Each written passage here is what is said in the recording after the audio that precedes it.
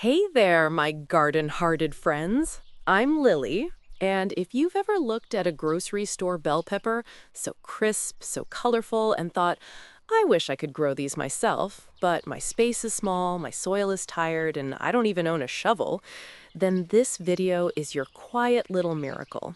Because today, I'm sharing 8 gentle secrets to growing abundant, sweet, sun-kissed bell peppers all season long without digging a single hole, without harsh chemicals, and without losing your peace or your plants to pests, poor soil, or overwhelm.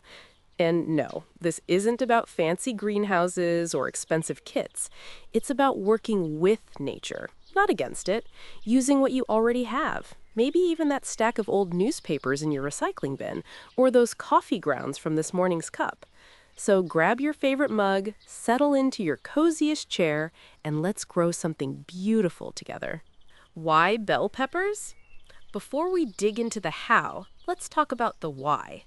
Bell peppers aren't just delicious, they're resilient teachers.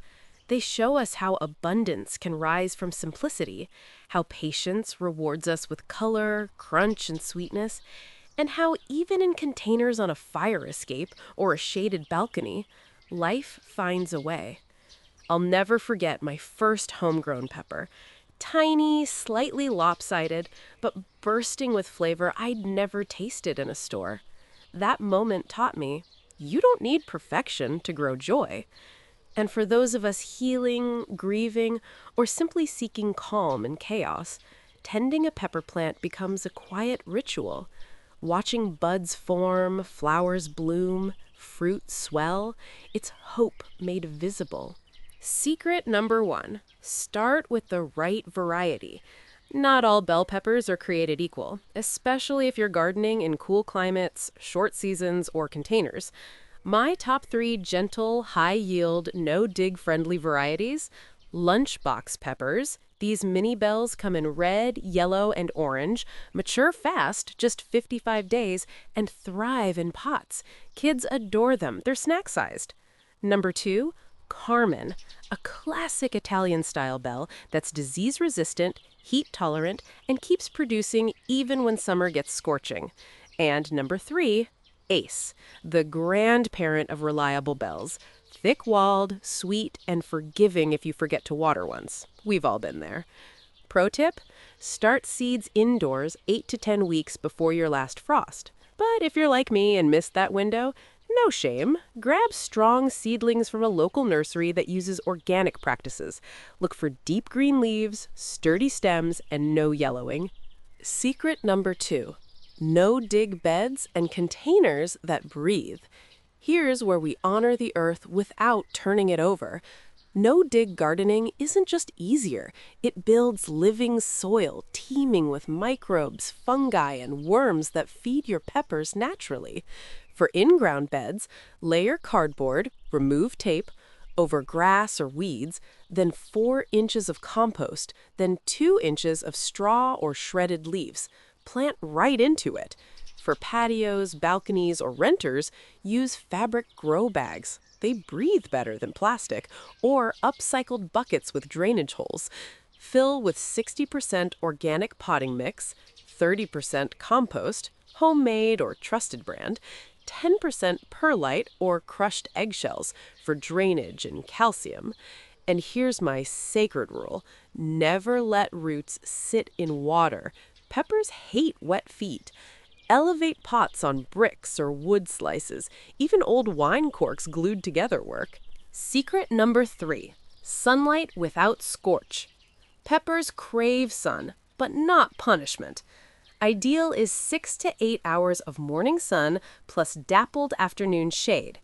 If you're in zone 9 plus or dealing with brutal summers, use a 30% shade cloth during peak heat, 11 a.m. to 3 p.m.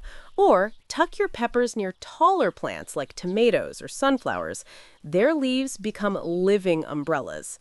And if your space is mostly shady, try golden or yellow varieties. They often tolerate less light than red or green types. Watch your plants. Drooping at noon? Normal. Drooping at dawn? Thirsty. Leaves curling inward? Too much sun. They'll tell you what they need if you listen. Secret number 4, water wisdom, the pepper's sweet spot. Overwatering kills more peppers than drought. Here's the rhythm I follow. Seedlings keep soil like a wrung-out sponge. Flowering, fruiting, water deeply 2 to 3 times a week. Less in clay pots, more in fabric bags. Always water at the base, never overhead, to prevent fungal diseases. My secret tool? A wine bottle drip irrigator. Fill an empty bottle, poke tiny holes in the cap, bury it neck down near the plant. It releases water slowly, right to the roots. Thrifted, free, and oh so effective. And if you collect rainwater, even better. Peppers adore its softness. Secret number 5, natural fertility from your kitchen. Forget synthetic fertilizers. We're feeding our peppers with kitchen alchemy. Compost tea. Steep finished compost in water for 24 hours. Strain, dilute, like weak tea, and pour at the base every 2 weeks. Crushed eggshells. Dry, crush, sprinkle around stems. Prevents blossom end rot, that black bottom on peppers, by adding calcium. Banana peel soak. Soak peels in water for 3 days. Rich in potassium equals sweeter fruit. Used coffee grounds? Only if mixed well into compost first. Too much acidity stresses peppers. And never, ever use fresh manure.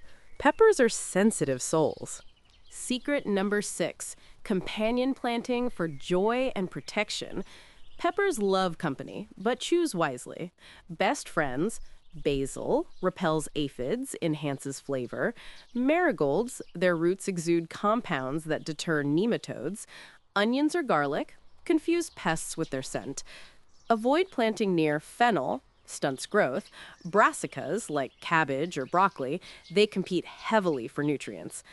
I took a few calendula seeds around my pepper pots. They're cheerful, edible, and attract pollinators.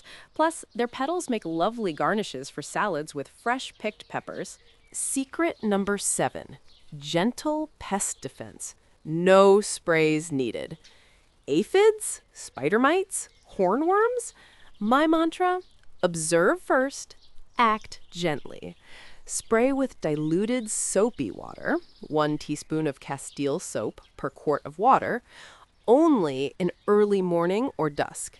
Neem oil? Only as a last resort, and never in direct sun. It burns leaves. Ladybugs and lacewings? Invite them by planting dill or yarrow nearby. But the best defense: healthy soil equals strong plants. Stressed peppers attract trouble. Nourish the roots, and the rest follows.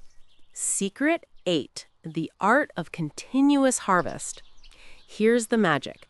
Peppers are perennials in disguise. In warm climates, they'll fruit for years. Even in cold zones, you can overwinter them indoors. To keep them producing, pick peppers when they're firm and full-sized, even if still green. This signals the plant, make more. Never yank fruit off. Snip with clean scissors. After midsummer, pinch off new flowers if frost is coming. Let energy go to ripening existing fruit. And if you get a late harvest, chop, freeze on trays, then store in jars. Winter stir-fries will taste like summer. So there they are, 8 secrets grown from trial, error, and tenderness. No digging, no guilt, no harsh chemicals. Just you, your hands, and the quiet miracle of a pepper plant trusting you enough to bear fruit.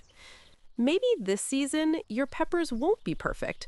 Maybe one will curve like a moon, another stays stubbornly green. But they'll be yours, grown with care, not control. With hope, not hustle. And that, my dear friend, is the truest kind of abundance. If this resonated, please leave a comment below. Tell me your pepper dreams, your fears, or even your grandma's favorite way to stuff them. I read every word. Don't forget to like, subscribe, and tap the bell so you never miss a moment of gentle growing. And if you try any of these tips, tag me on Instagram at Golden Garden Moments. I'd love to see your peppers glowing in the sun. Until next time, may your soil be rich, your heart be light, and your harvest be generous. Blessed be.